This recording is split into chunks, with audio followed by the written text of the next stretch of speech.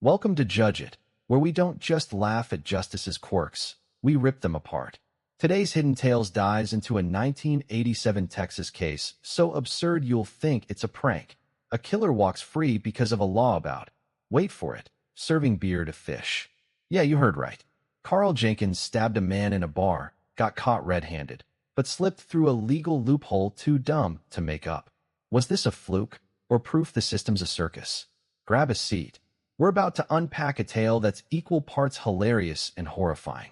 Carl Jenkins, 32, wasn't a mastermind, just a drunk with a temper. On a muggy August night in Houston, 1987, he's at the Rusty Anchor, a dive bar off I-45, knocking back beers with a guy named Roy Miller, 29, a mechanic with a loud mouth. They're arguing over a pool game, $10 bet, nothing serious, until it is. Witnesses say Carl pulls a pocket knife, stabs Roy in the chest mid-sentence. Roy's dead before the jukebox stops. Blood pools on the sticky floor.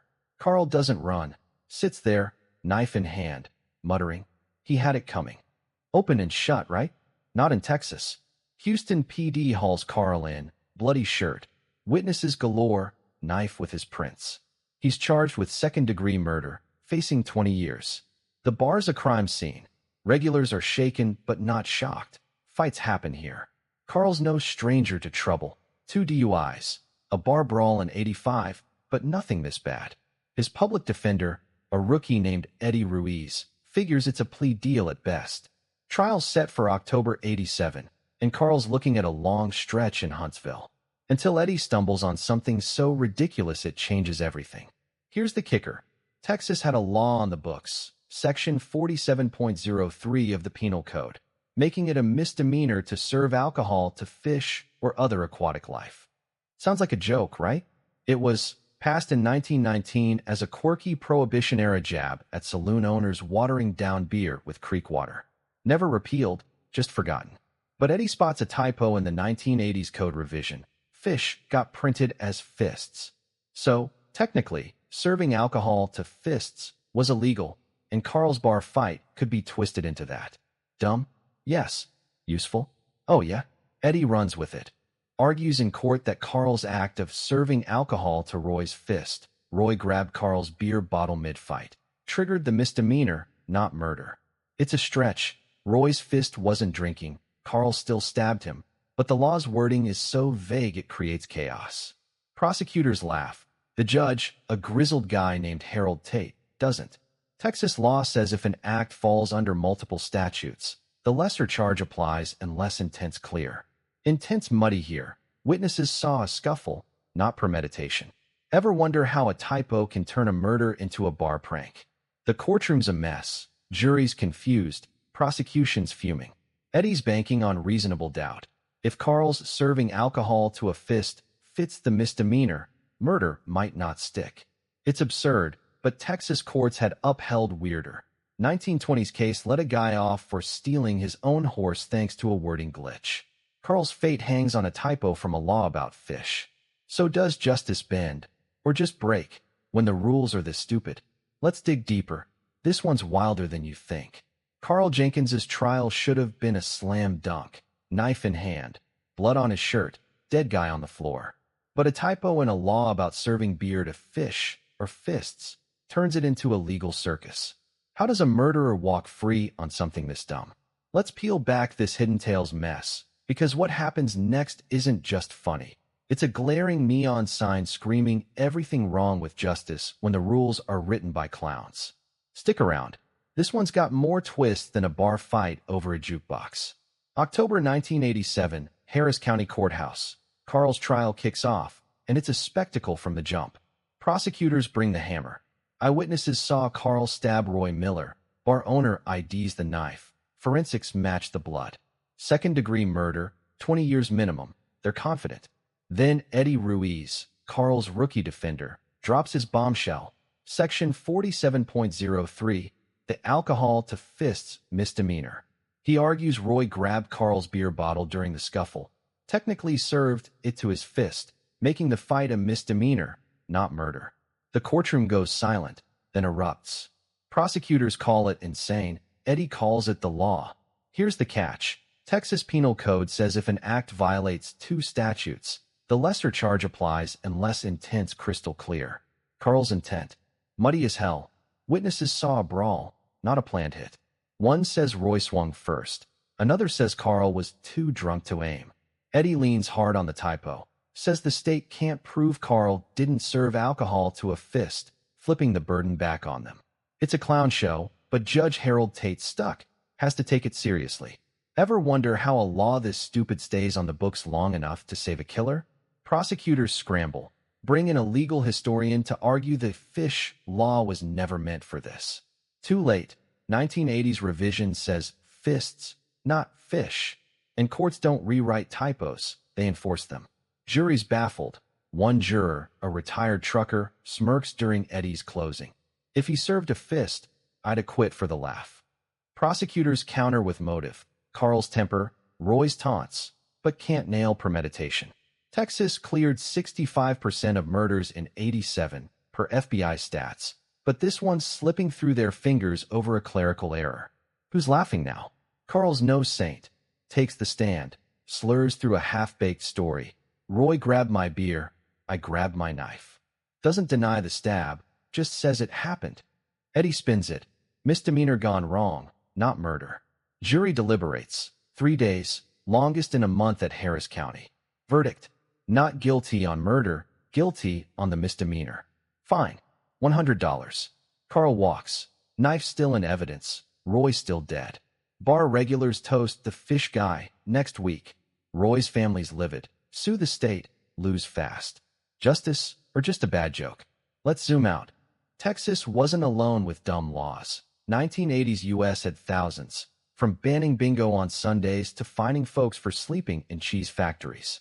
The American Bar Association says typos plagued state codes then, costly to fix, so they stayed. Carl's case wasn't the first to exploit one.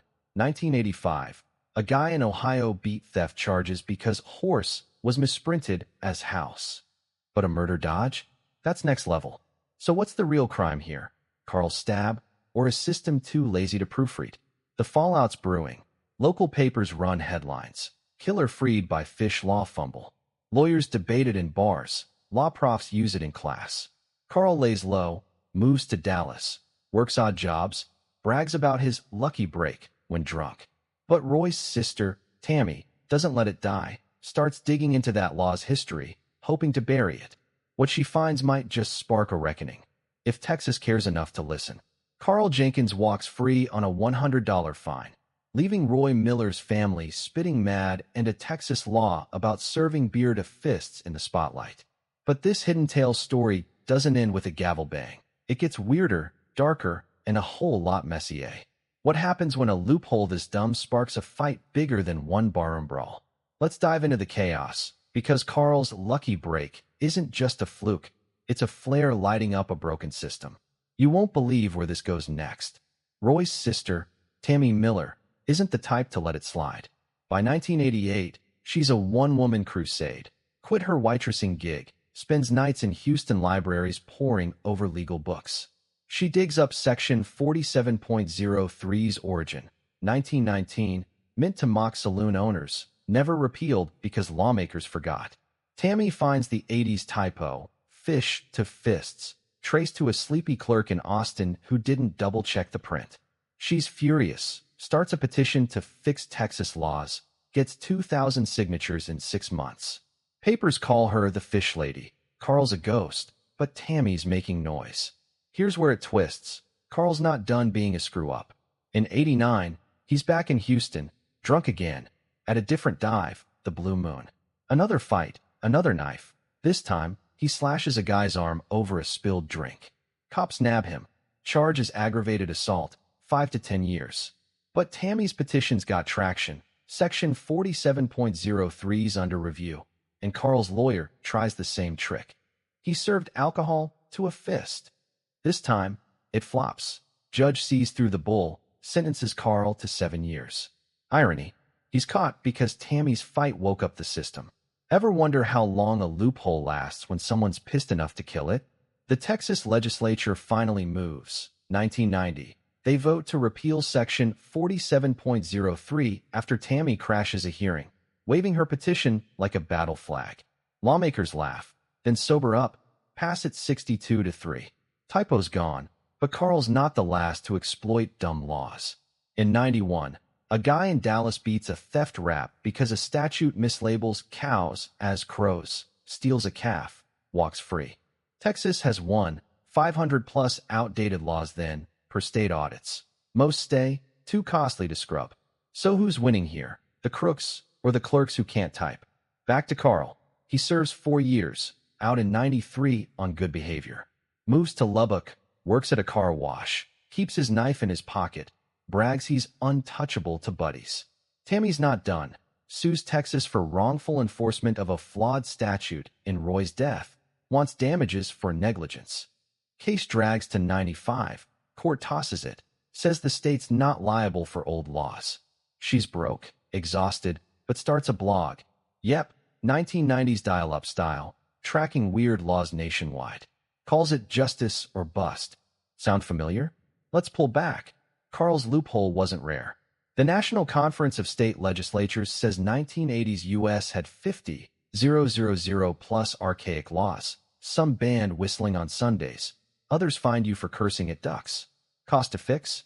Millions. So they fester, waiting for the next Carl. Tammy's fight changed one law, but thousands linger. So what's the real crime? Murder, or a system that hands killers a get-out-of-jail-free card over a typo? Think about it, because this comedy's got a body count. Carl fades into obscurity, dies in 99, liver failure, alone. Tammy keeps blogging till 2005. Cancer takes her, but her site's archived by legal nerds.